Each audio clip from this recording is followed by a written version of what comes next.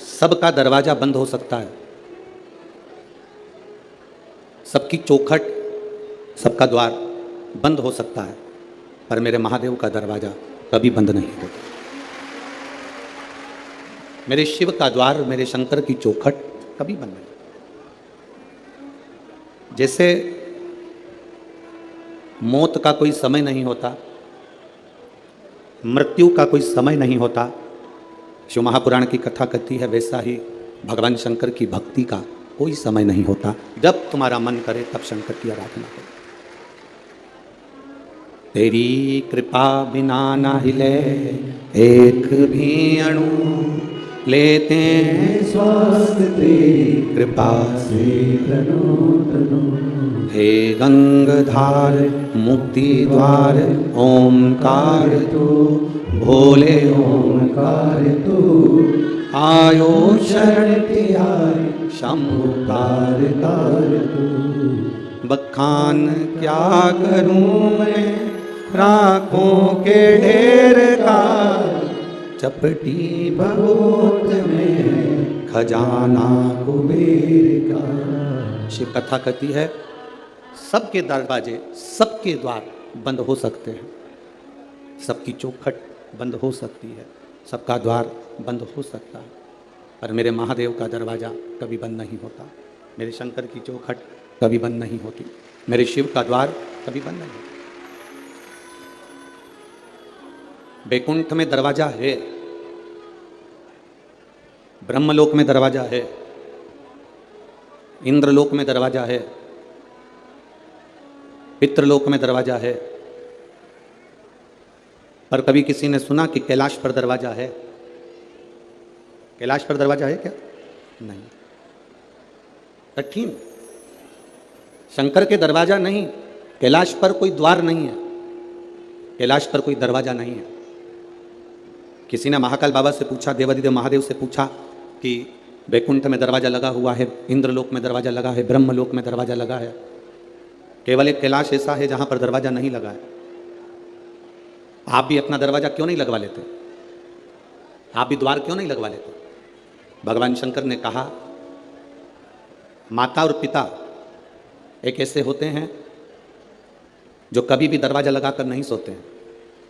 बुजुर्ग माता पिता अपना दरवाजा खोल कर सोते हैं कि बेटे को, कौन सी बहू को, कौन से पोते को, कौन सी बेटी को, किसको हमारी कब जरूरत पड़ जाए तो हमारा दरवाजा खुला के खुला रहे, ये द्वार बंद ना किया जाए।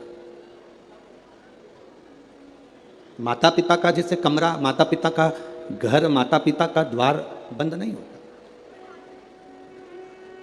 बेटा कैसा भी है, पिता उसको गले से लगाता ही, वो पिता है। एक पिता के दो पुत्र हैं, एक पुत्र ने कहा कि पिताजी मुझे तुम्हारे साथ में नहीं रहना है, मुझे मेरी जायदाद का हिस्सा दे दो। मैं आपके साथ रहना नहीं चाहता, मेरी जायदाद का, मेरी प्रॉपर्टी का हिस्सा दो, मुझे यहाँ से जाना।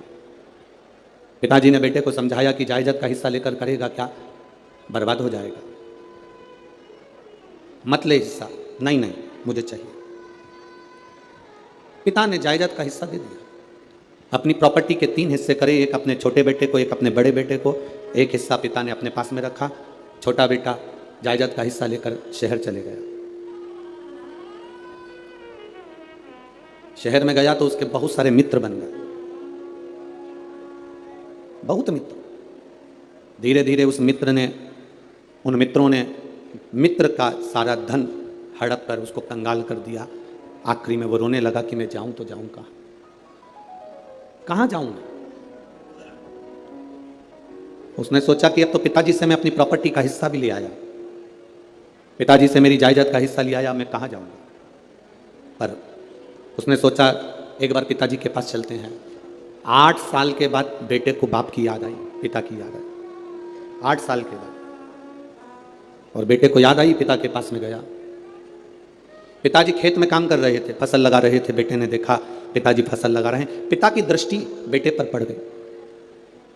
पिता दोनों हाथ फैला लिया, बेटा आकर अपने पिता के गले से लग गया। बेटे ने कहा, पिताजी मेरी पूरी प्रॉपर्टी सब समाप्त हो गई, मेरा धन पूरा चले गया, आप मुझे चिल्लाएंगे नहीं? पिता कहते हैं धन चले गया कोई बात नहीं, प्रॉपर्टी चली गई कोई बात नहीं, पर मेरा बेटा मेरे पास आ गया, इससे बढ़कर कोई धन नहीं, इससे बड़ा कोई सुकून नहीं जिंदगी का। मेरे भगवान देवादिदेव महादेव का जो दरवाजा है एक पिता का दरवाजा है, मेरे शंकर का द्वार एक पिता का द्वार है। बेटा कैसा भी हो, बेटा किसी भी तरह का हो, तो भी मेरा शंकर, मेरा उघड़दानी, मेरा त्रिकालदर्शी, मेरा कैलाशी, मेरा अविनाशी, मेरा शिव उसको गले से लगा लेता है। अपने बेटे को वो अपने गले से लगाता है। सारे दरवाजे बंद हो सकते हैं, सारे दरवाजे। जब विपदा की घड़ी आती है, दुख का समय आता है, कष्ट की घड़ी आती है, सब साथ छोड़ देते हैं। कौन किसके साथ गया? आपके मोहल्ले में अगर कोई मरा तो उसके साथ कोई दूसरा मरा, अरे बोलो तो जम के, नहीं हो सके नागपुर में फैशन हो, कोई मरा उसके साथ कोई दूसरा मरा, नहीं मरा। कोई जला तो उसके साथ दूसरा जला, नहीं। किसी का अंतिम संस्कार हुआ तो उसके साथ में कोई उसके परिचित ने कह दिया कि मुझे भी साथ में जला दो, नहीं। किसी के साथ कोई नहीं जाता। शमशान क्या है? दक्ष प्रजापति ने भगवान शंकर को श्राप दिया था कि मैं तुझे श्राप देता हूं कि तू शमशान में निवास करेगा। शमशान मेरे शंकर का घर है, वहां व्यक्ति देवादिदेव महादेव के पास में जाता है। शंकर कहते हैं तू ये कभी मत सोचना कि तू अकेला है। जन्म हुआ, गर्भ में भी मैं था, इसलिए लोग कहते हैं कि अंदर पिंड जैसा बच्चा, पिंड मतलब पिंडी, पिंडी मतलब शिव। जन्म हुआ तब भी शिव था, तब भी शिव। जन्म के समय पर भी शंकर है, और जन्म के हमारे प्राण जब छूटे, हमारी मृत्यु जब हुई, तब भी कोई हो ना हो, मेरा देवादिदेव महादेव शमशान में तुम अकेले नहीं, मेरा शिव तुम्हारे साथ है, मेरा शंकर तुम्हारे साथ है।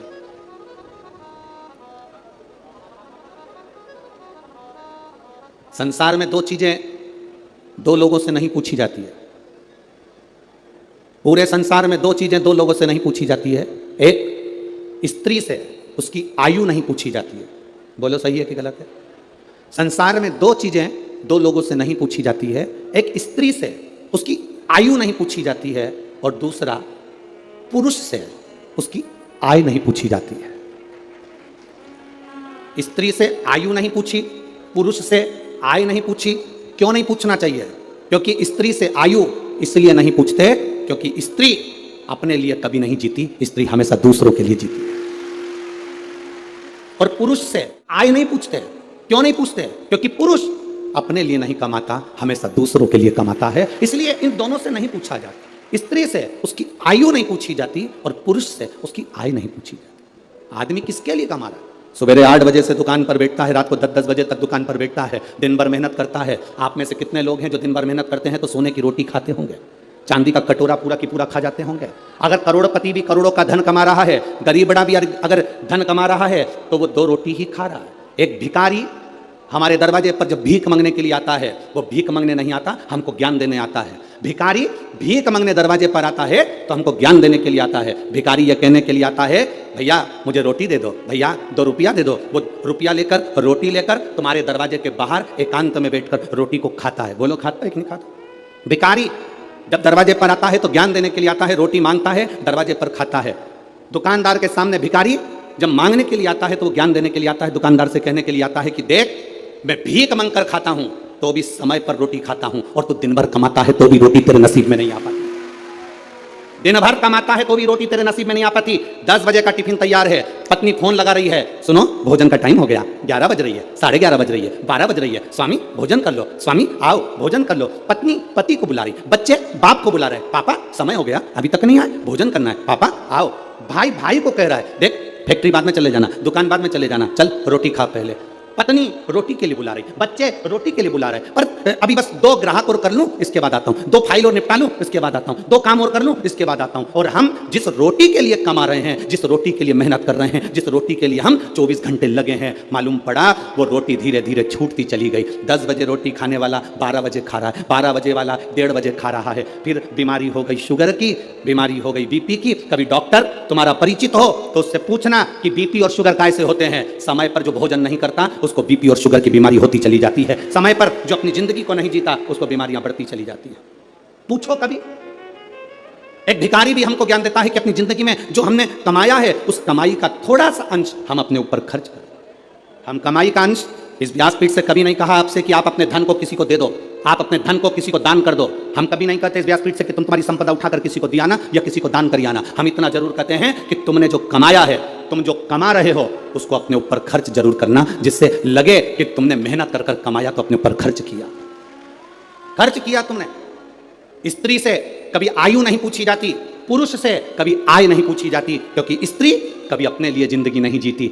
जीती है तो पहले माँ बाप के लिए, माता पिता ब्याह कर कर भेज देते हैं तो पति के लिए, पति के बाद में जब बच्चे आ जाते हैं तो बच्चों के लिए, फिर जीती है तो अपना पोता पोती नाती पंती के लिए। पूरी जिंदगी स्त्री अपने शरीर को अगर संभाल कर रखती है तो दूसरों के लिए रखती है कि मेरे बच्चे सुखी रह लें, मेरा परिवार सुखी रह ले, मेरा परिवार सुखी रहे, मेरे बच्चे सुखी रहें, मेरा कुटुंब सुखी रहे, मेरे रिश्ते सुखी रहें। स्त्री से आयु नहीं पूछी जाती, पुरुष से आयु नहीं पूछी जाती।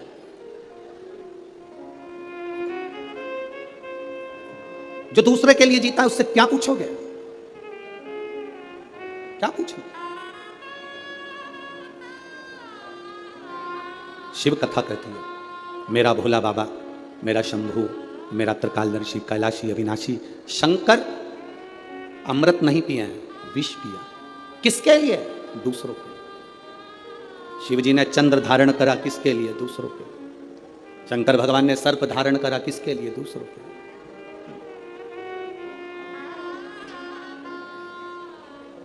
सर्वे भवन्तु सुखी। अपने लिए क्या रखा? क्या रखा? पार्वती जी ने पूछ लिया था भोलेनाथ जी से, बाबा आप सारी दुनिया को देते हो, अपने पास कुछ नहीं रखते हो, क्यों नहीं रखते? शिव जी कहते हैं, पार्वती मुझे रखने की जरूरत नहीं है। मैंने जिसको दिया है अगर वो उसका सही उपयोग करेगा तो उसका एक अंश मेरे पास आएगा। अगर उसने सही उपयोग करा तो उसका एक अंश मेरे पास में आएगा, मेरे करीब में पहुंचेगा। अगर वो सही उपयोग कर रहा है तो। आप किस चीज का सही उपयोग कर रहे हैं? नयन दिए मेरे धर्मा बाबा ने दर्शन करने के लिए, इन नेत्रों से हम दिन भर अपने मोबाइल को, अपनी टीवी को देखते रहते हैं। श्रवण दिए भगवान ने कथा को सुनने के लिए, हम इससे कथा श्रवण नहीं कर पाते। मुख दिया मेरे दातार ने भजन करने के लिए, हम भजन नहीं कर पाते। पांव दिए मंदिर तक जाने के लिए, हम जा नहीं पाते। हाथ दिए जनमानस की सेवा के लिए, हम सेवा नहीं कर पाते। शरीर का प्रयोग करा कहाँ? मुख का प्रयोग करा मदिरा पीने में, शराब के नशे में, गंदे नाली के पानी में। कान का प्रयोग करा निंदा और चुगली और गाली सुनने में। नेत्रों का प्रयोग करा गंदी चीजें देखने में। पांव का प्रयोग करा गंदी जगह जाने में। हाथ का प्रयोग करा गंदी वस्तुओं को छूने में। हमने प्रयोग करा क्या? हम ले क्या पाए भगवान शिव से? शंकर के मंदिर जाना, जल का पात्र लेकर जाना, वहां से खाली पात्र लेकर मत आना। आपको पहले भी कथा में कहा, बोला था कि नहीं बोला था? शिव जी पे चढ़े हुए जल को थोड़ा सा झेल कर कलश में डालकर जरूर लेकर आना, उसका आचमन करना, घर में छींटना। शंकर के पास जाना तो कभी खाली वापिस मत आना। शिव कथा कहती है, अगर आप जल चढ़ाने नहीं भी गए, बिना लोटे के, बिना जल के, बिना बेलपत्र के, बिना धतूरे के, बिना शमी पत्र के, बिना चावल के दाने के भी आप शंकर के पास अगर पहुंच गए हो तो शंकर आपको कभी खाली नहीं भेजता, वो झोली भर कर ही भेजता। शिव भक्ति होती ही ऐसी है। शंकर भगवान की अविरल भक्ति का फल ही यही है। शंभु शरणे पड़ी मांगू घड़ी रे, दुख काटो दया करी। शिव कथा कहती है, भगवान की शरणागति के करीब में जब हम जाएं तो हम भगवान से कुछ मांगे चाहे ना मांगे, वो दिल से देता जरूर है, दिल से देता। आप लोगों से एक बात पूछें क्या? जवाब दोगे? अरे बोलो तेरे नागपुर वालों, पक्का? ठीक है। तुम्हारी आर्थिक स्थिति ठीक है, तुम्हारी आर्थिक स्थिति ठीक हो और मानसिक स्थिति ठीक नहीं हो, तो आर्थिक स्थिति का कोई कारण, कोई अच्छा फल होगा क्या? जम के तो बोलो जरा। और अगर तुम्हारी आर्थिक स्थिति ठीक नहीं हो, तुम्हारे पास में धन नहीं हो, ज्यादा गाड़ी बंगला नहीं हो, और तुम्हारी मानसिक स्थिति ठीक हो, तो उसका फल होगा कि नहीं होगा? होगा ना, उसका फल। यही नागपुर की कथा, आज चतुर्थ दिवस की कथा प्रत्येक मानव के जीवन में जाना चाहिए। तुम्हारे घर में धन बढ़े चाहे ना बढ़े, पर तुम्हारा मन और तुम्हारी बुद्धि, चित्त तुम्हारा अच्छा होना चाहिए, तो तुम्हारा धन अपने आप बढ़ जाए। आर्थिक स्थिति ठीक हो और मानसिक स्थिति ठीक नहीं हो, तो धन का क्या करोगे? पैसा क्या खाओगे कि डनलप के गद्दे को छाती पे धर के ले जाओगे? क्या करोगे उस धन का? आर्थिक स्थिति से ज्यादा जरूरी है मानसिक स्थिति ठीक होना। मन ठीक नहीं है, दिमाग ठीक नहीं है, बुद्धि ठीक नहीं है, चित्त ठीक नहीं है, तो करोड़ों का धन अलमारी में भरा रहे तो उसका मतलब क्या मतलब? सारे देवताओं में, 33 कोटि देवी देवताओं में, सारे देवताओं की आर्थिक स्थिति बिल्कुल ठीक है।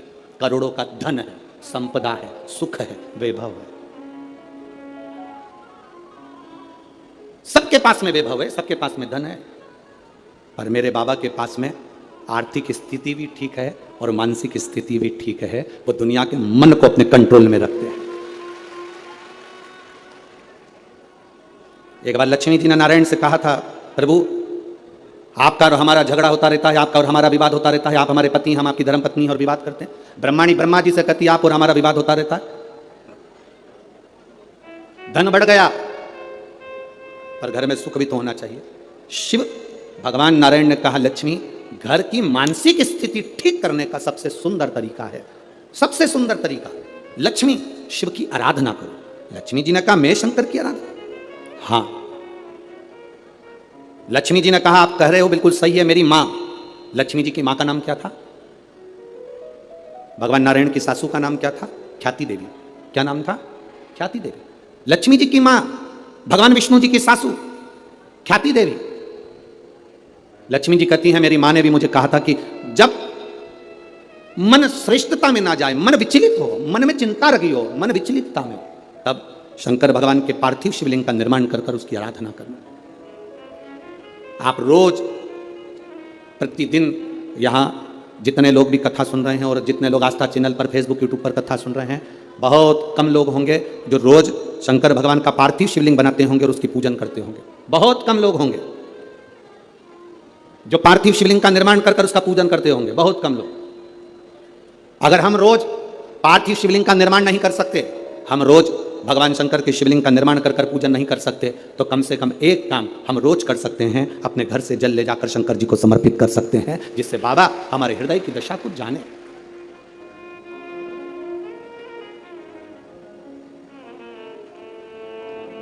आज का जीवन कैसा हो गया? आज का जीवन है कैसा?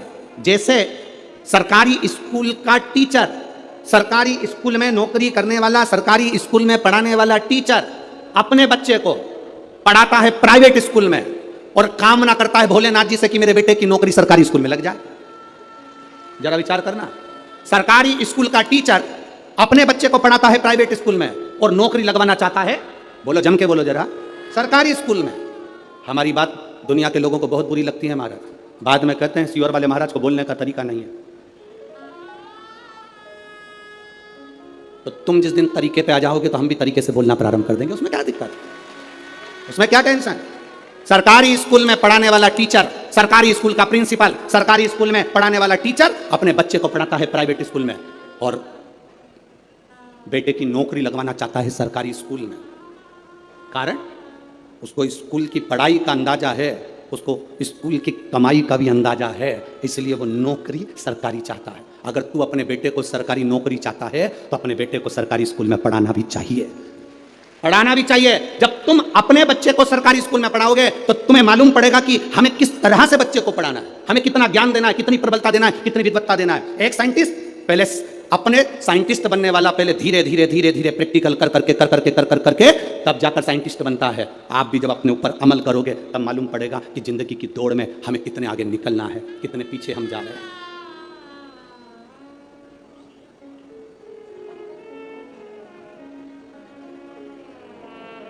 कितने पीछे जा रहे हैं।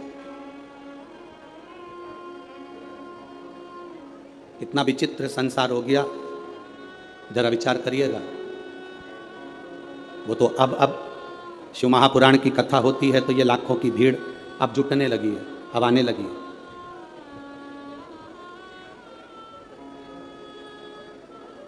बहुत कठिन है महाराज, बहुत कठिन। भक्ति में मन लगाना, भगवान की भक्ति में जुड़ना, अपने आप को शिव तत्व की ओर लेकर जाना बहुत कठिन है। अपने भीतर से शंकर की ओर जाना। आप में से कई माताएं बैठी हैं जो बात बात में कह रही थी घुटने काम नहीं कर रहे। अरे बोलो तो सही है कि गलत है जीजियों? ए नागपुर की जीजियों, सही है? माता कहती है घुटने काम नहीं कर रहे, कोई के मेरा हाथ काम नहीं कर रहा, कोई के मेरा कमर काम नहीं कर रही। आज तक एक भी ऐसी नहीं मिली जो कह दे मेरा दिल काम नहीं कर रहा, मेरा मन काम नहीं कर रहा। दिल काम कर रहा है तभी तो लगी रहती है।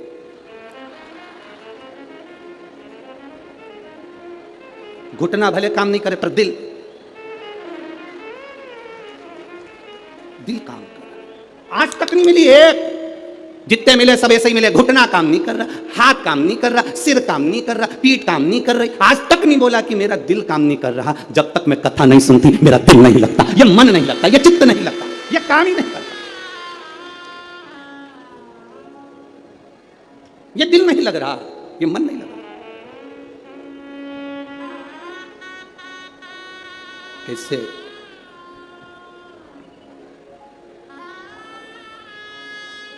भगवान शंकर की भक्ति के बिना ये मन कैसे लग जाए? कैसे? अरे खानो नहीं भावे मने पीनो नहीं भावे, दौड़ दौड़ मन सत्संग जाए। और मैं तो शिव की दीवानी ऐसी हो गई रे, सपनों में आवे मारे डमरू वाला। मेरा डमरू वाला मुझे दिख रहा। जब दिल बिना कथा के नहीं रहता, कथा नहीं भी होती है तो लोगों को कानों में भी ऐसा लगता है कि सियोर वाला महाराज कहीं कथा बाज रहा है। किसी किसी को होता है जिसकी कानों में कथा सुनने की आदत हो जाती है, जब टीवी पर भी नहीं आती तो कथा लगती है। आपके साथ भी हुआ होगा, कभी किसी गली में से निकल रहे होगे तो आपको लगा होगा ऐसा लग रहा है कथा चल रही है। जिसको ऐसा लगे कि मुझे ऐसा लग रहा है कि कथा चल रही है, गली में से निकल कर जा रहे हो, आवाज आ गई, ट्रेन में सफर कर रहे हो, बस में सफर कर रहे हो, तुम्हें आवाज आ गई, तुम्हें ऐसा लगे कि कथा चल रही है, समझ लेना तुम्हारा दिल भोलेनाथ से लग गया। अब मानता नहीं है, ये चित्त लगता ही नहीं, शिव में समाहित हो। बोल बम का नारा है, शिव में हमारा चित्त लग गया, शंकर में हमारा मन लग गया, ये हृदय लग गया और उसी से लगना।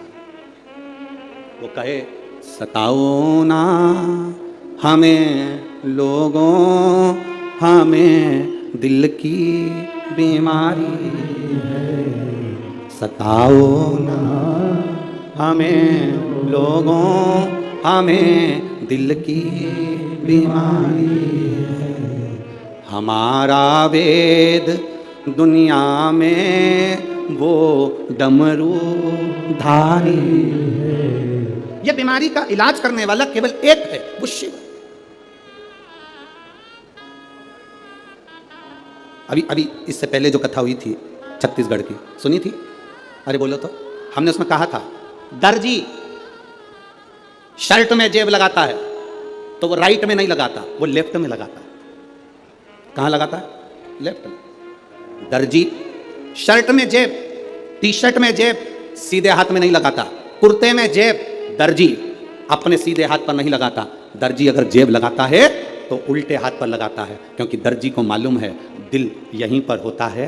ऊपर जेब लगाऊंगा, कभी मंदिर गया बेलपत्र लाएगा ना तो ऊपर की जेब में रख लेगा। ये बेलपत्र नहीं, शंकर दिल के करीब होना चाहिए, हृदय के करीब होना चाहिए। ये शिव दिल के करीब हो, हमारे हृदय के करीब हो हमारा शंकर, हमारा ओ घड़ी दयालु दातार नजदीक हो हमारे। अभी कई कई लोग अभी कल कथा यहाँ पर सवेरे, आज की कथा तो ये 2 से 5 है, कल टीवी पर भी 2 से 5 आएगी, पर यहाँ पंडाल में जो कथा रहेगी वो सवेरे 8 बजे से 11 बजे तक रहेगी।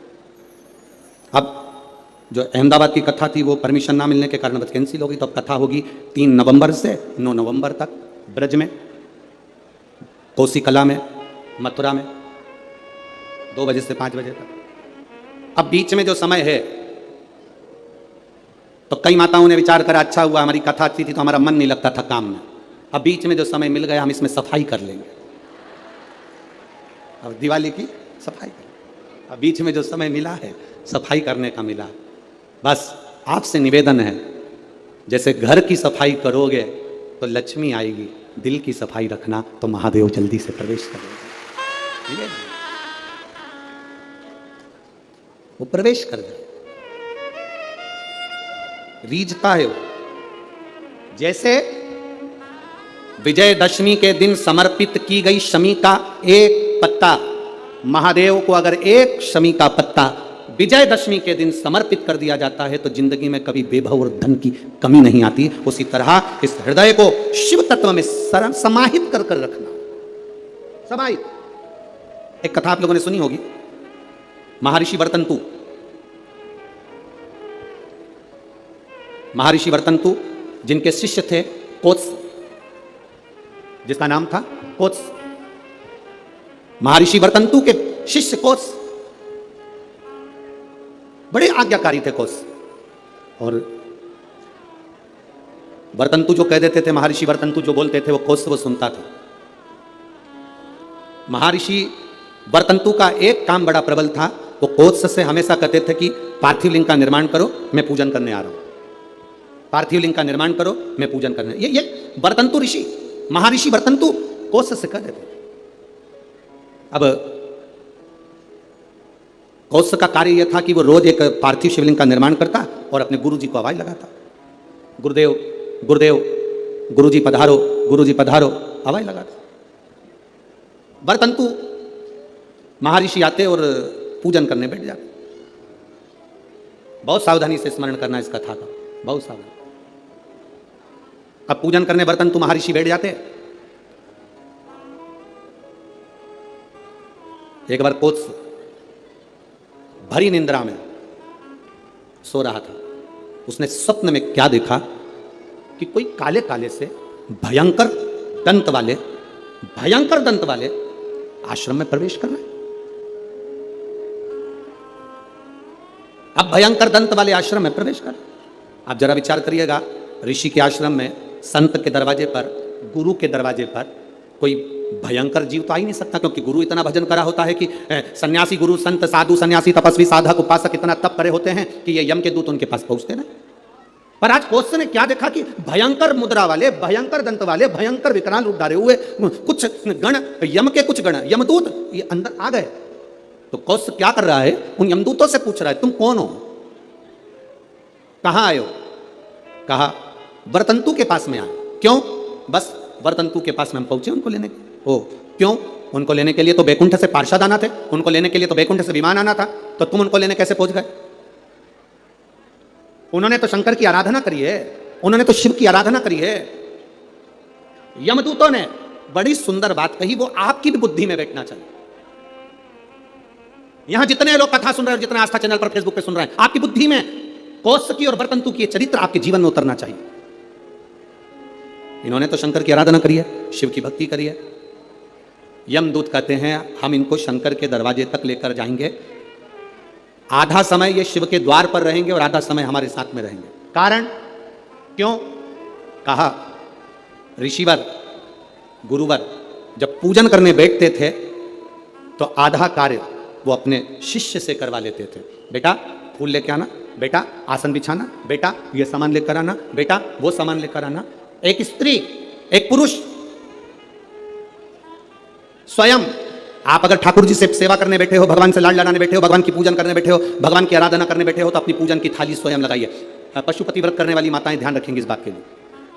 पशुपति व्रत की नियम, पशुपति व्रत करने वाली माताओं का नियम क्या है? कई माता कहती है हमने 2 बार व्रत कर लिया, भगवान हमारी नहीं सुना, हमने ये कर लिया, भगवान हमारी नहीं सुना। आप आए नहीं, सुबह हो गई, मेरी पूजा की थाली धरी की धरी रह गई। क्यों? उसका कारण क्या था? मतलब मेरी पूजा में कोई ना कोई कमी निश्चित। आपने पशुपति व्रत करा, भगवान क्यों ना सुने? क्यों नहीं सुने? कारण क्या है? थाली पूजन की लगा रहे हो, देवरानी का व्रत है, जेठानी सामान निकाल के दे रही है, देवरानी का व्रत है, जेठानी आटा सेक रही है सीरा बनाने के लिए, हलवा बनाने के लिए, जेठानी का व्रत है, देवरानी दूध में उकाल कर खीर बना रही है। व्रत तुम्हारा, साधना तुम्हारी, मांग तुम रहे हो। शिव महापुराण की कथा कहती है, हिचकी चली, क्या बोलते हैं, हिचकी की डुचकी है, हिचकी। अब तुमको चल रही हिचकी, तुम अपनी पड़ोसन से, जेठानी से कह दे मेरे बत्तल का हिचकी ले ले, ले हिचकी लेगी जेठानी? सिर तुम्हारा दुख रहा, गोली निकाल के जेठानी को दे दो, खा ले, वो पूछे क्यों? मेरा सिर दुख रहा है। हो सकता है? जम के बोलो। छींक तुम्हें आ रही, छींक तुम्हें आ रही, और तुम अपनी देवरानी से कहो छींक छींक जल्दी छींक। हो सकता है? नहीं। छींक तुम्हारी है, तुमको छींकना पड़ेगी। खांसी तुम्हारी है, तुम्हें खांसना पड़ेगा। शरीर में कष्ट तुम्हारे है, दवाई तुम्हें खाना पड़ेगी। उसी तरह व्रत तुम्हारा है, तैयारी तुम्हें करना पड़ेगी। गलती हम करते हैं। पशुपति व्रत का व्रत मैंने करा, मम्मी से कह के चली गई, मम्मी मेरा पशुपति व्रत है, मैंने शादी के लिए करूंगी या बच्चों के लिए करूंगी या इसके लिए करूंगी या उसके लिए करूंगी। मम्मी ने पूरी थाली लगा के दे दी, मेरी बेटी व्रत कर रही है, मेरी बेटी। मम्मी ने पूरी थाली लगा के दे दी, प्रसाद बना के दे दिया। बेटी ने 3 बार पशुपति व्रत कर लिया और काम नहीं हुआ। बेटी बाद में कहे कि हमने भी व्रत करा था, हुआ नहीं। उस कारण को समझना। क्या तूने तैयारी करी? तू तो केवल एक सिर की उतार रही है कि महाराज बोला है तो व्रत करना है, तो मेरा काम हो जाएगा। पर विचार कर, थाली लगाती तो तेरे अंदर भाव जागता कि मैं महादेव की पूजन की तैयारी कर रही हूँ, चावल रख रही हूँ, बेलपत्र रख रही हूँ, पुष्प रख रही हूँ। एक एक चीज में महादेव जुड़ता तेरे दिल से। मैं महादेव के लिए हलवा बना रही हूँ, मैं महादेव के लिए सीरा बना रही हूँ, मैं महादेव के लिए खीर बना रही हूँ, मैं महादेव के लिए ये कर रही हूँ। हर शब्द में तेरा महादेव जुड़ता, तो पशुपति व्रत का पुण्य भी 2 व्रत होते और तीसरे में प्राप्त हो जाता। ये नियम है शिव महापुराण। एक पत्र आया है, देखिए, एक तो पत्र इतने सारे भेज दिए।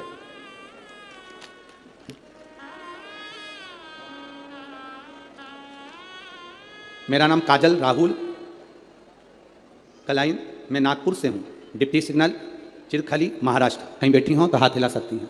आप ही हैं? हाँ, बहुत बहुत साधुवाद, बाबा की कृपा पर बनी रहे। गुरुदेव, मुझे बच्चे नहीं थे, संतान का सुख नहीं था, कई साल बीत गए थे गुरुदेव। बच्चों का सुख नहीं, संतान का सुख नहीं। बच्चे को लाइयो साथ में, लाओ, ले आओ ले आओ ले आओ। मेरे यहाँ बच्चे का सुख नहीं था, संतान का सुख नहीं था। डॉक्टर के हिसाब से संतान का सुख नहीं था गुरुदेव। पर एक बार ऑटो में सफर करते करते एक बहन जी ने मुझसे कह दिया कि तू पशुपतिनाथ का व्रत कर। गुरुदेव, पशुपतिनाथ का व्रत एक बार करा, उसका फल नहीं मिला। मैंने सोचा हो सकता है कोई गलती हो गई हो, तब मैंने फिर दूसरी बार पशुपतिनाथ का व्रत किया। और बाबा की कृपा का मैं क्या गुणगान करूं गुरुदेव। शिव शिव है।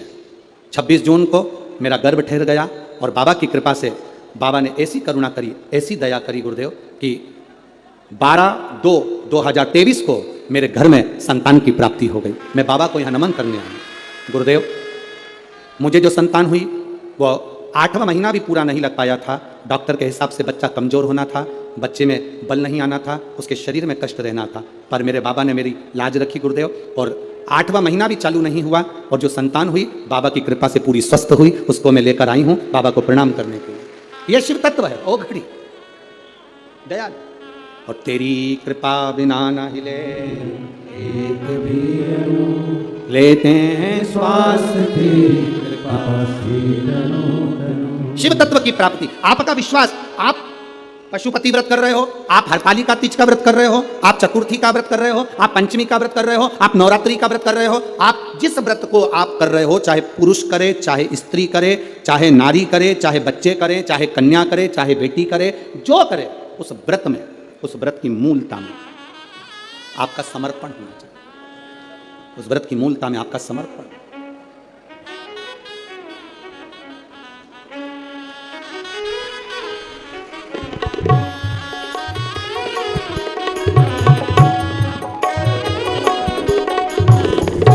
जोरदार ताली बजाना।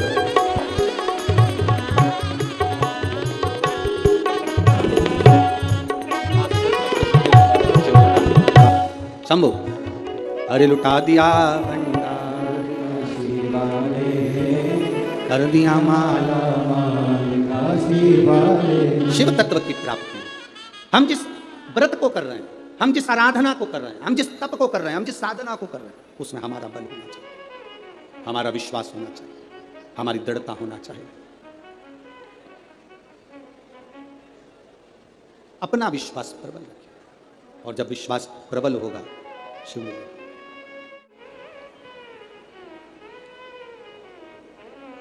शिव प्राप्त होंगे, ये निश्चित है, क्योंकि शंकर बड़े दयालु हैं, बड़े दयालु। शिव जैसा दयालु संसार में कोई नहीं। चरित्र कह रहा, बरतंतु जी के लिए कहा, आधे से ज्यादा जो कार्य था वो कोस कर देता।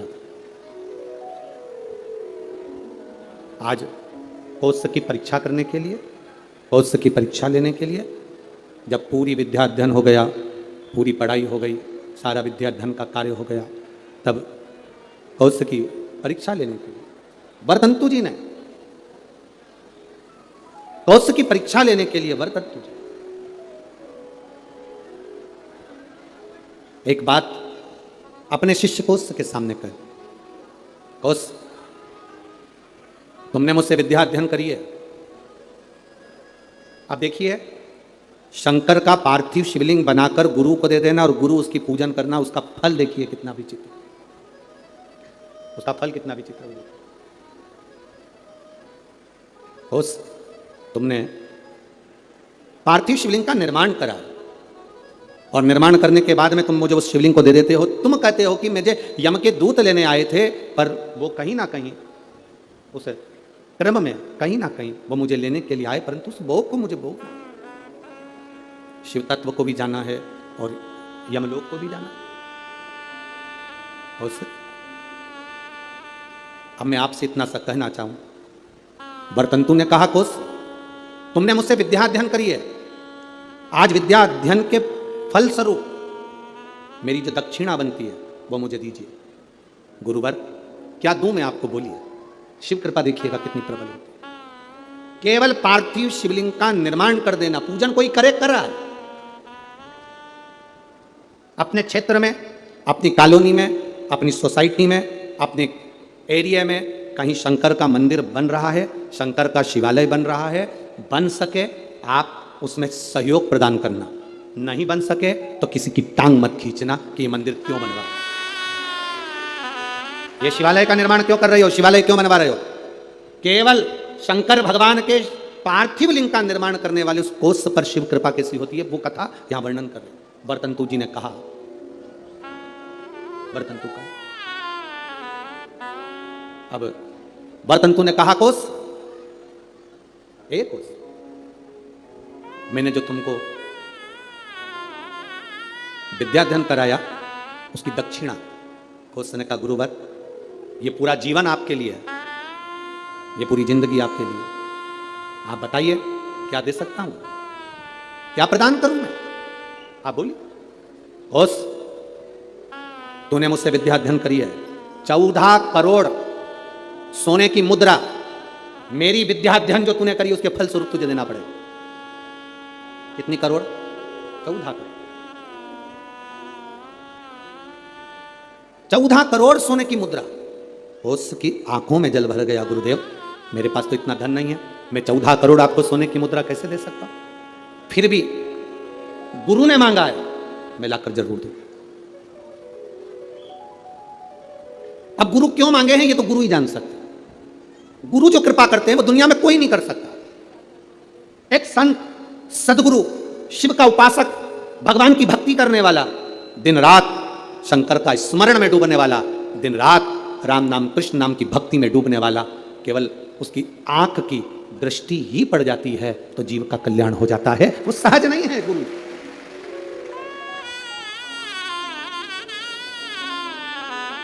एक गुरु पूर्णिमा पर एक भजन हम हमेशा स्मरण में लेकर आते हैं, ऐसी प्रेम भिक्षा गुरु ने मंगाई, ऐसी प्रेम भिक्षा गुरु ने मंगाई, सतगुरु ने मंगाई, गुरु ने मंगाई, सतगुरु ने मंगाई। ये गुरु क्या कृपा करता है ये किसी को नहीं मालूम पड़ता। एक चेला, उसकी बहन की शादी, गुरुजी से करा, गुरुजी मेरी बहन की शादी है, मैं जाऊं? जा। गुरुजी मेरी बहन की शादी है, गुरुजी ने कहा जा। गुरुजी मेरी बहन की शादी है। गुरुजी ने कहा जा। अब चेला जाने लगा तो गुरुजी ने कहा देख वो सामने एक झोले में अनार रखे हैं, ले जा। चेले को इतना गुस्सा आया, करोड़ों का धन गुरुजी के पास, क्या छाती पे बांध के मरेगा? इतना बड़ा मठ, इतना बड़ा मंदिर, इतनी प्रॉपर्टी, सारी दुकानें, सब कुछ। गुरुजी ने कहा अनार रखे हैं झोले में, ले जा। ठीक है। चेला कुछ नहीं बोला, अनार लेकर चले गए। रास्ते में जाते जाते चेला जंगल में पहुंचा। वहां के नगर का जो राजा था वो बीमार पड़ गया। नगर के राजा बीमार पड़ा तो उसको जो दवाई देना थी वो अनार के रस में देना थी। पूरे मार्केट में देखा तो अनार नहीं मिला, वृक्षों पर अनार नहीं मिला। सैनिक ढूंढते ढूंढते जंगल में पहुंच गए, इसके झोले में अनार मिला। इसने इनसे अनार मांगे, उसने कहा नहीं, ये मेरे गुरुजी ने दिया है मेरी बहन की शादी के लिए, मैं नहीं दे सकता। जबरदस्ती अनार लिए, उसको बंदी बनाकर राजा के महल में ले गए। राजा को दवाई दी, राजा ठीक हो गए। राजा ने कहा अनार कहाँ से आए? ये लड़का है ना, ये बालक, इसके पास से। बेटा तुम्हारे पास अनार कहाँ से आए? मेरे गुरुजी ने दिए थे, मेरी मैं जा रहा हूँ, मेरे गुरु ने दिया। बेटा अनार तो हमने खा लिया, अब एक काम करो, तुम्हारे अनार से मेरे प्राण बचे, तुम चिंता मत करो। राजा ने अपने मंत्रियों को बुलाकर कहा कि इसकी बहन की शादी एक राजकन्या की शादी जैसी होना चाहिए, राजकुमारी की शादी जैसा होना चाहिए, जाओ करो। राजकुमारी की जो शादी होती है इसकी बहन की शादी वैसी होना चाहिए, राशि ठाट से बहन की शादी करी जाए। अंबार पीतांबर रतन माणिक मोती सोना चांदी हीरा पन्ना सब लगाया गया, सब प्रदान किया। गुरु कभी भी लोगों को लगता है गुरुजी के पास इतना है तो गुरुजी हमको क्यों नहीं दे रहे? गुरु नहीं देगा। भिखारी को देकर भिखारी मत बनाओ, देकर किसी को कमजोर मत बनाओ, किसी को देकर कमजोर मत बनाओ। इसीलिए तो भारत की भूमि पर आत्मनिर्भर भारत बनने जा रहा है कि स्वयं आत्मनिर्भर बनिए, कमजोर नहीं। अपने आप में वो बल होना चाहिए, अपने आप में वो बल हो आपके अंदर।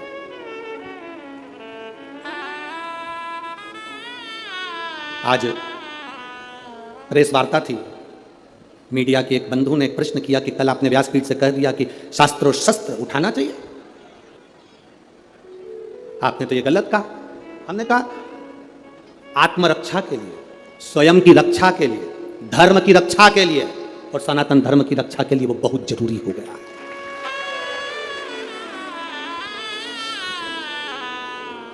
वो कहने लगे आप व्यासपीठ से ऐसी बात कहते हो। हम कहते हैं ये व्यासपीठ नहीं है, ये शिव की पीठ है। जब जब जरूरत पड़ी मेरा महादेव सामने आया है, तभी जगत गुरु शंकराचार्य बनकर प्रकट होता है, कभी शिव तत्व के रूप में रुद्र बनकर प्रकट होता है, कभी अवधूतेश्वर बनकर प्रकट होता है, कभी कपालेश्वर बनकर प्रकट होता है। वो शंकर साधारण नहीं।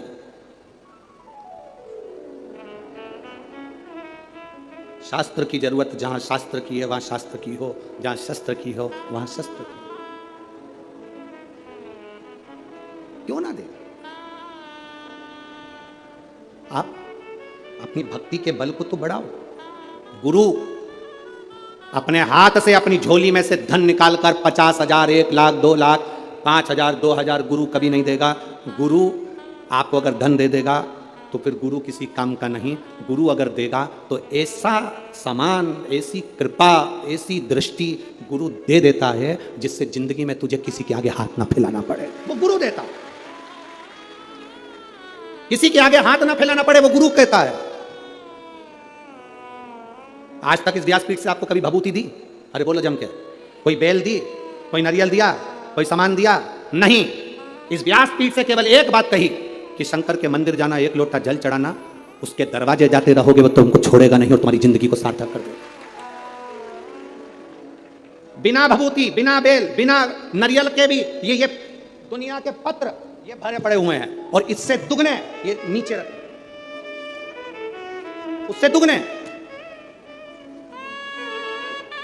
ये बिना भभूति के और बिना पत्र, बिना नारियल के और बिना बेल, ये पत्र जिसमें केवल और केवल तुम्हारा भरोसा और तुम्हारा विश्वास और उसके सिवाय कुछ भी नहीं।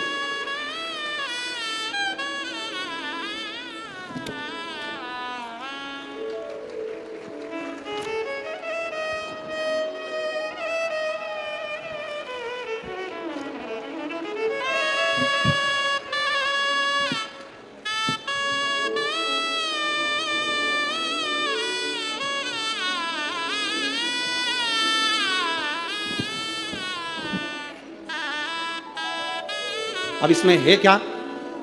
जिसके मन में संशय हो यहाँ से पूरे पत्र उठा कर ले जाओ, पूरी सभा में बांट दो इस कथा के मंडप में। इसमें मोबाइल नंबर भी है, इसमें एड्रेस भी है और उसका नाम भी है जिसको मेरे बाबा ने बिना भभूति, बिना बेलो, बिना नरियल के प्रदान कर दिया। सब भरा है, मोबाइल नंबर, एड्रेस सब मिलेगा।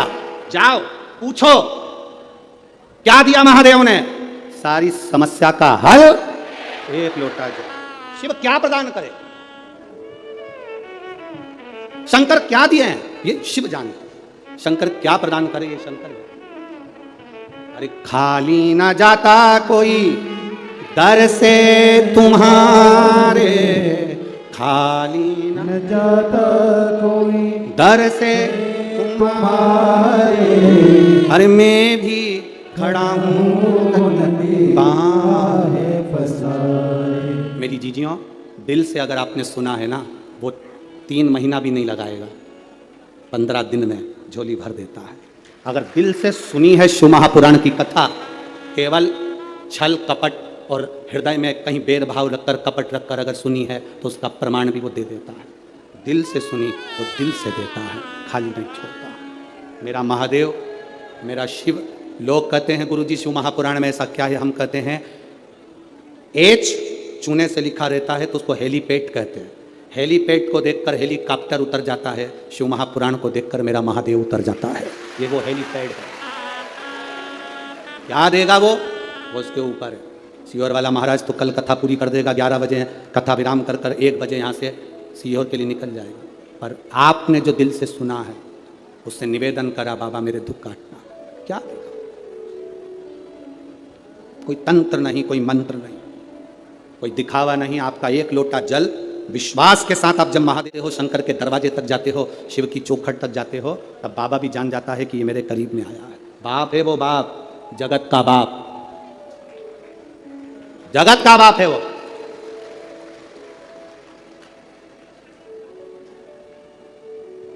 और बाप बाप रहता है, उसको देव नहीं कहते, क्या कहते? महादेव कहते हैं। देवों का भी देव महादेव है वो।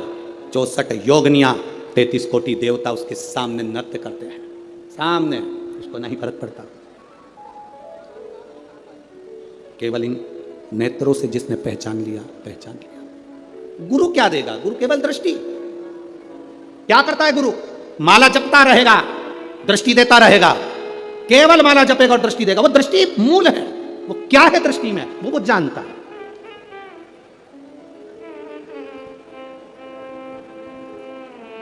क्या देगा?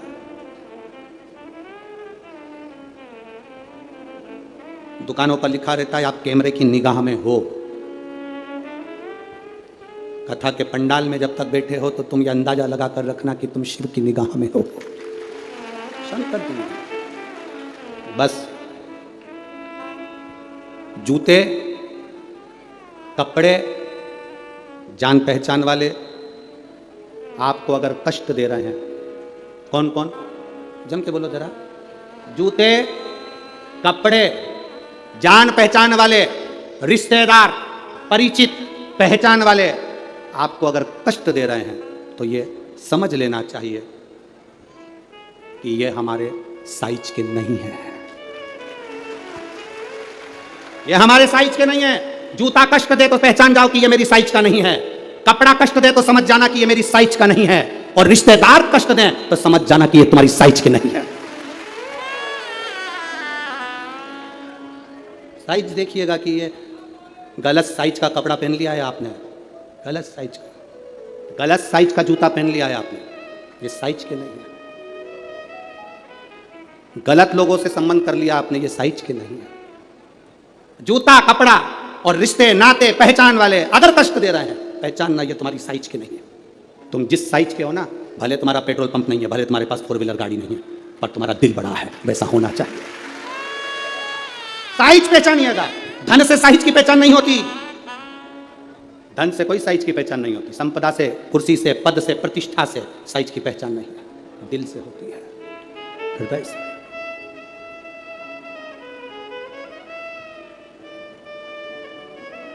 महाराज बरतंतु पोष्य से कहे मुझे 14 करोड़ सोने की मुद्रा चाहिए। गुरु परीक्षा लेता है। गुरु परीक्षा की घड़ी में ऐसा सामने आता है कि परीक्षा लेने के लिए तत्पर।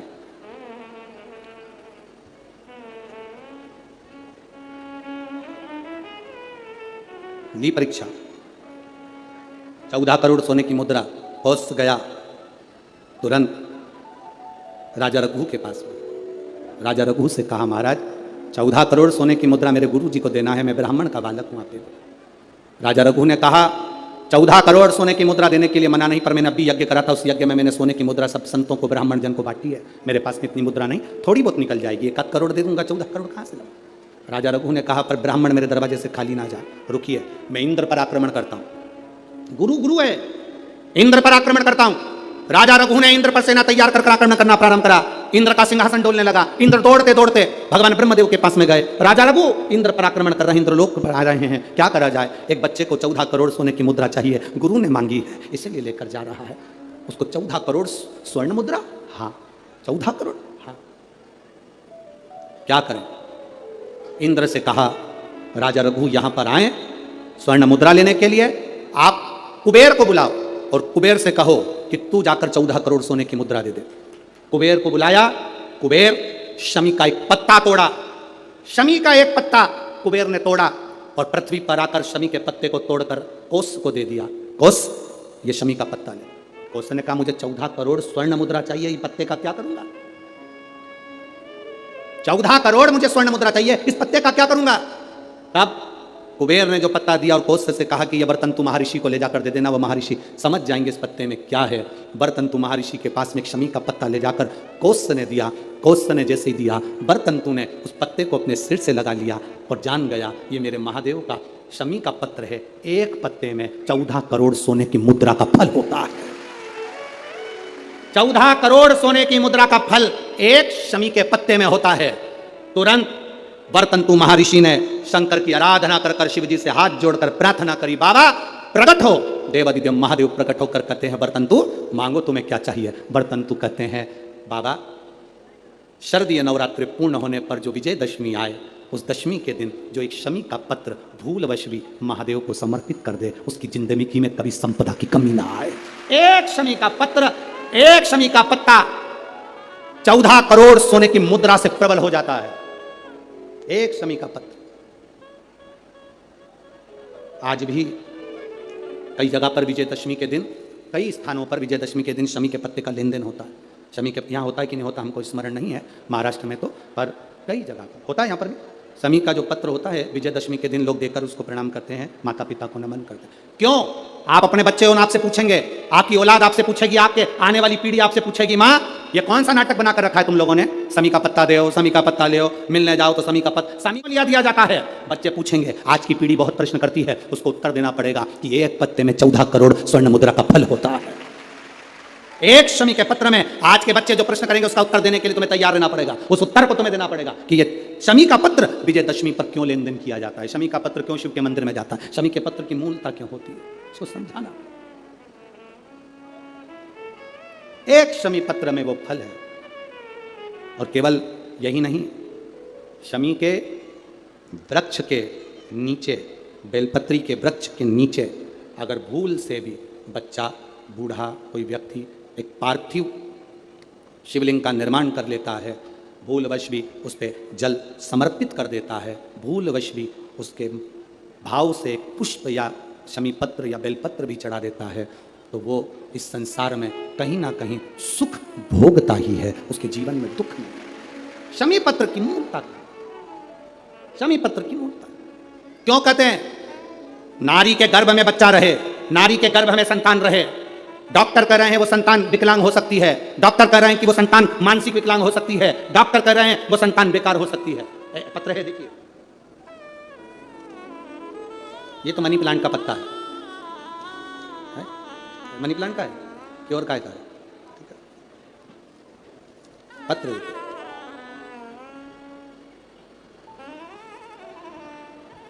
मेरा नाम निशा श्रीवास, भवानी नगर, पारड़ी, नागपुर। मोबाइल नंबर ये है। कहीं बैठी हैं आप ही हैं? हाथ हिलाइए एक बार। गुरुदेव लिया, बच्चे को लिया, लिया। गुरुदेव शादी 2014 में हुई थी, शादी के बाद कोई संतान का सुख नहीं हुआ, टेस्ट भी करवाया तो भी बच्चा नहीं हुआ, डॉक्टर के हिसाब से संतान के सुख का कोई क्रम नहीं दिखा, सारी जगह घूम कर आए पर औलाद नहीं हुई, खूब गोदियां भरवाई पर औलाद नहीं हुई। गुरुदेव, परिवार के किसी व्यक्ति के कहने पर बाबा का पशुपति व्रत किया और बाबा की पशुपति व्रत के साथ में सफेद आंकड़े की जड़ का प्रयोग किया। बाबा ने कृपा करी, 2014 के बाद पहली बार गर्भ ठहरा। अब 14 से अंदाजा लगाओ, 23 चल रहा है, लगभग 10 वर्ष के करीब में अगर संतान का सुख हो। गुरुदेव, संतान गर्भ नहीं ठहरा, फिर सीहोर गए, बाबा कुबेरेश्वर महादेव को प्रणाम करा, वहाँ का कंकर उठा कर लिया आए, उसी को पूजन करते, बाबा से प्रार्थना करते, वापिस से सफ़ेद आंकड़े की जड़ को हमने बदला, फिर बदला। बाबा की कृपा से गर्भ ठहर गया। डॉक्टर ने तो कहा था कि तुम्हारे गर्भ में बच्चा नहीं, कोई पत्थरी हो गई है।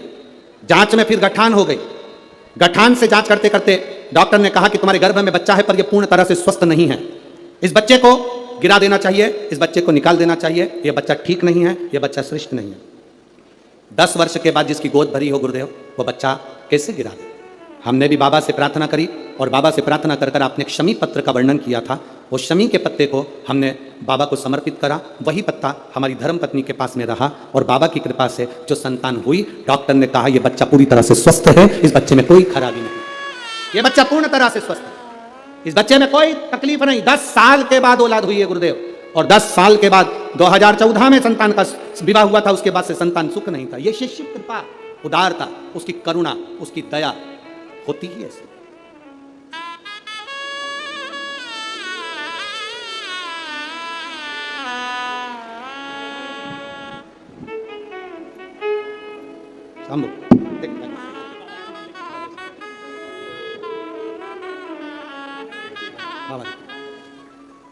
शिव कृपा।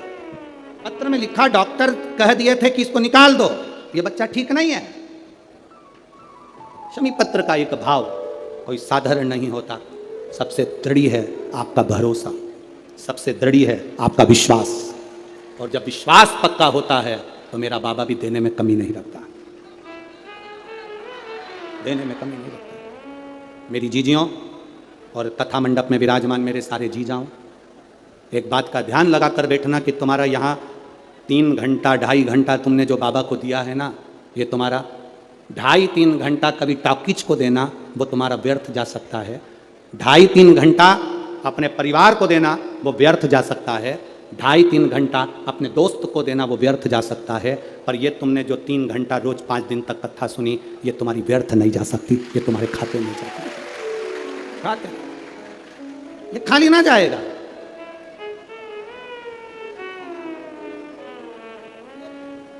वर्तंतु ने एक शमी पत्र से जीवन का एक आनंद बता दिया। आप भी प्रयास करो, विजयदशमी के दिन एक शमी पत्र बाबा देवादिदेव महादेव को समर्पित करो। भगवान शंकर को शमी पत्र, बेलपत्र सुख देने वाले, जैसे तारकासुर को मारने के लिए भगवान षडानंद कार्तिकेय प्रकट होते हैं,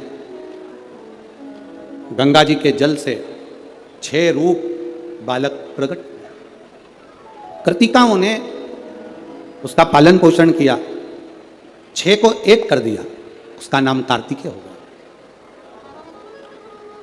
कार्तिकेय बाबा ने तारकासुर का संहार किया,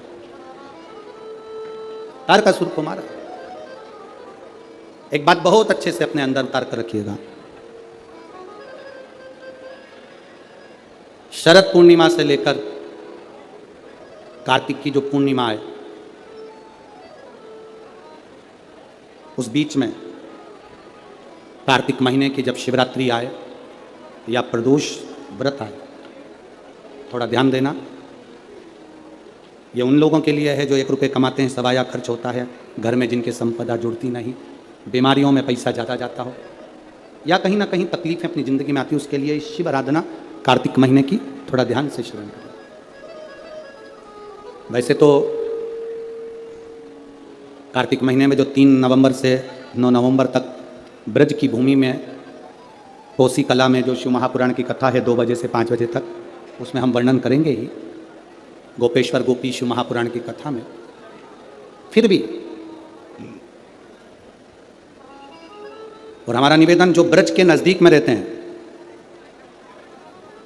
ब्रज की भूमि में कार्तिक महीने में पहली बार शिव महापुराण की कथा होने जा रही है। जो ब्रज के नज़दीक में रहते हैं वो बड़े भाव से सुनने के लिए अवश्य पधारें। जो उसके नज़दीक में रह रहे हैं, जिनको ब्रज रज में बैठकर सर्वेश्वर भगवान कृष्ण की रज में महेश्वर भगवान शंकर की कथा जिनको सुनना है वो सुनेंगे। कार्तिक के महीने में पूर्णिमा से पूर्णिमा के बीच में जो सोमवार पड़े, प्रदोष पड़े, शिवरात्रि पड़े, प्रयास करना, अगर बहुत कष्ट की जिंदगी चल रही हो तो शिवरात्रि, प्रदोष और जितने सोमवार पड़ रहे हो कार्तिक में 4-5 जो सोमवार पड़े उसमें एक बेलपत्र अशोक सुंदरी वाली जगह पर और शमी पत्र देवादिदेव महादेव के ऊपर, ये 2 जगह पर अवश्य चढ़ाएं। 1 महीने में जितने सोमवार पड़ जाएं और प्रदोष पड़े और मासिक शिवरात्रि पड़े उसमें अवश्य चढ़ाएं। बेलपत्र कहाँ चढ़ाना है? जम के बोलो जरा। अशोक सुंदरी की जगह पर। और शमी पत्र कहाँ चढ़ाना है? देवादिदेव महादेव के ऊपर। एक बार चढ़ाकर देखो, आपके जीवन का जो आनंद है, जो अपने हृदय की कामनाएं हैं, अपने हृदय के भाव हैं, कार्तिक का जो महीना है भगवान षडानंद कार्तिकेय जी के लिए मूल है। इस षडानंद कार्तिकेय जी ने जब तारकासुर का संहार किया था, तारकासुर को जब मार दिया था, तो 33 कोटि देवताओं ने षडानंद कार्तिकेय जी को वर प्रदान किया। कार्तिकेय जी को वर प्राप्त हुआ। तो लक्ष्मी जी ने और भगवान नारायण षडानंद कार्तिकेय जी से कहा, हे स्कंद देव, हे कार्तिकेय, कार्तिक के महीने में जो दीप दान करता है उसके घर में कभी संपदा की कमी नहीं आती है। कार्तिक महीने के दीपदान की महत्वता जैसे ही लक्ष्मी और नारायण ने कही, तब ब्रह्मदेव प्रकट हुए और देवादिदेव महादेव प्रकट हुए मां पार्वती के साथ में, और ब्रह्मा जी प्रकट हुए मां ब्रह्माणी के साथ में। उन्होंने वर प्रदान कर दिया। षडानंद कार्तिकेय भूलवश भी अगर कोई बेलपत्र और शमी पत्र दोनों एक साथ आपकी बहन अशोक सुंदरी और आपके पिता देवादिदेव महादेव को शमी पत्र जो समर्पित कर देगा, षडानंद कार्तिकेय इस कार्तिक के महीने में देवादिदेव महादेव कहते हैं उसके यहां कुबेर का भंडार शिव भर देते हैं।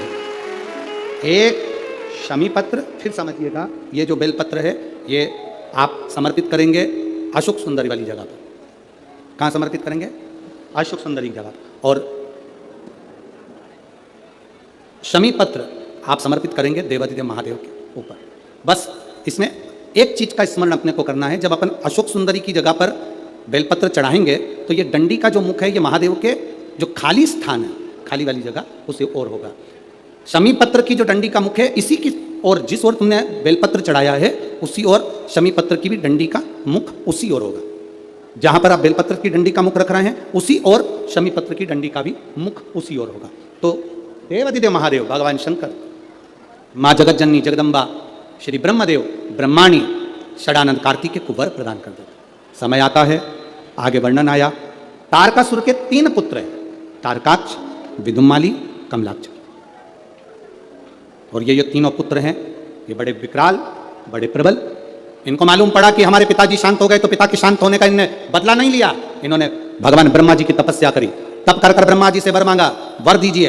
ब्रह्मदेव ने कहा क्या वर चाहिए? हमारे प्राण ना छूटे।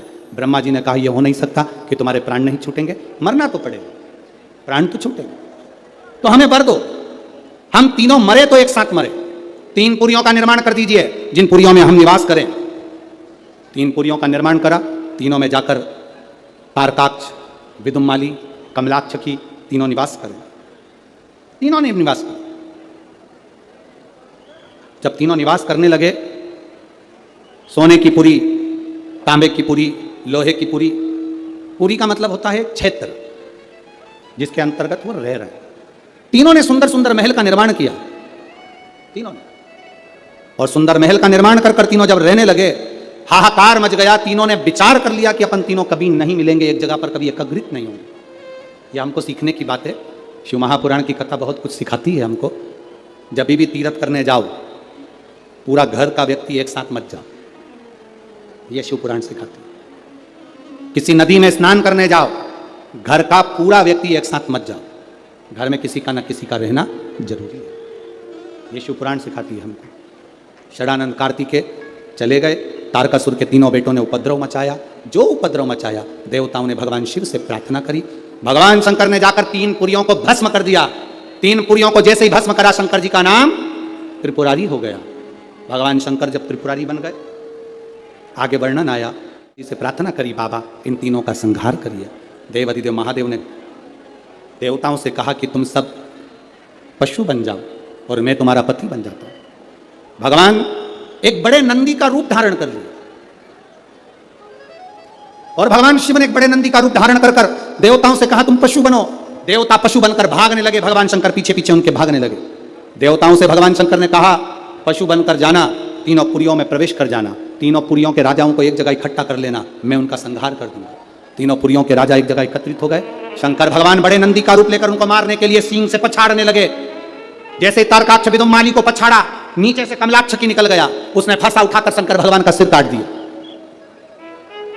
बड़े नंदी का रूप देवाधिदेव महादेव लिए थे।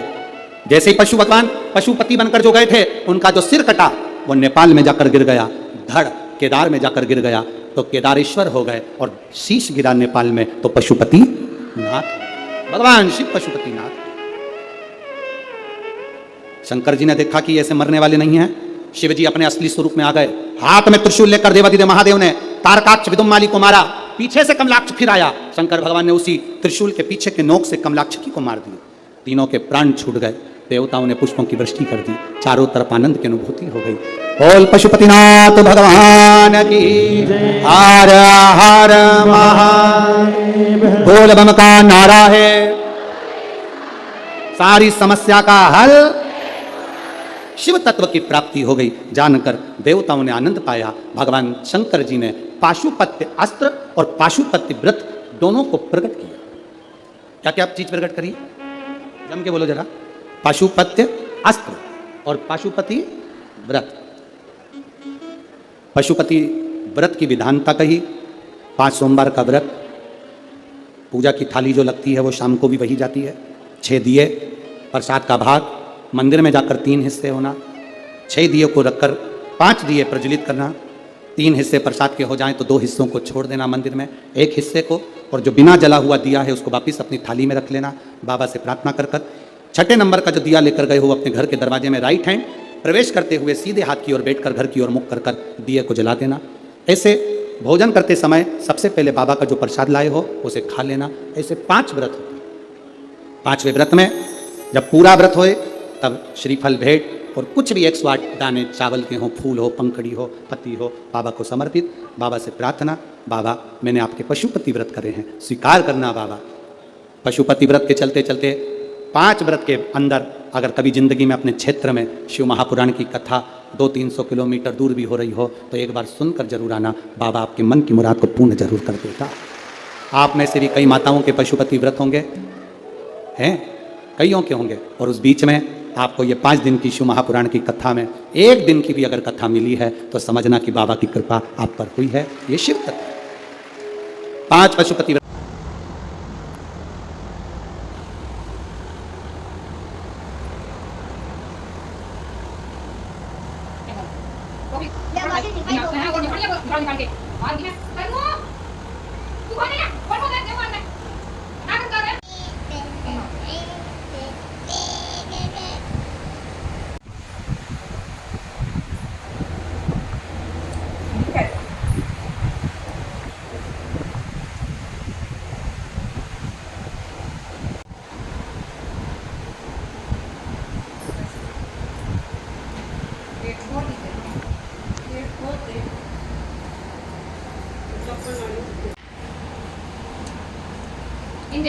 उतार दे।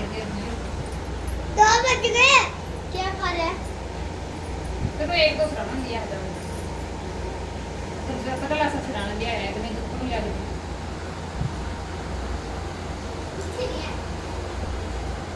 क्या कर रहे? आप खाते?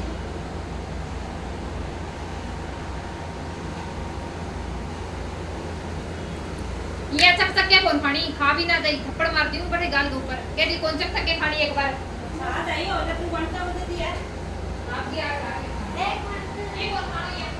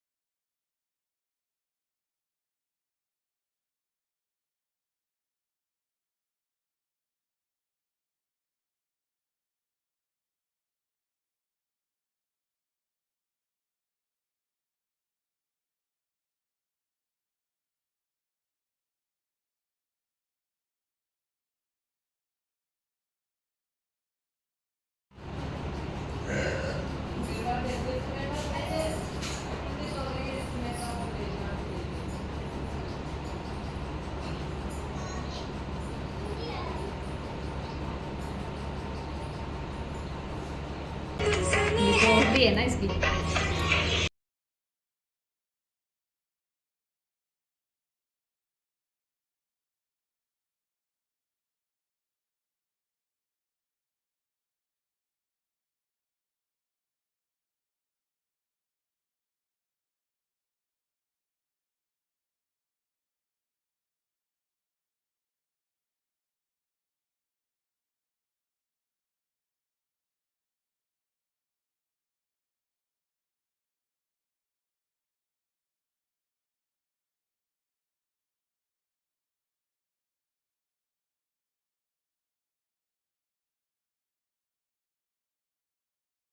तेरा दे लड्डू राधे राधे।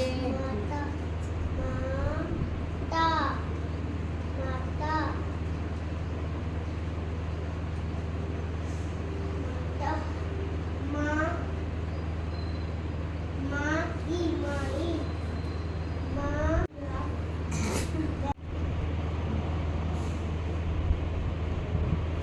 दूर से खींचो, थोड़ा दूर।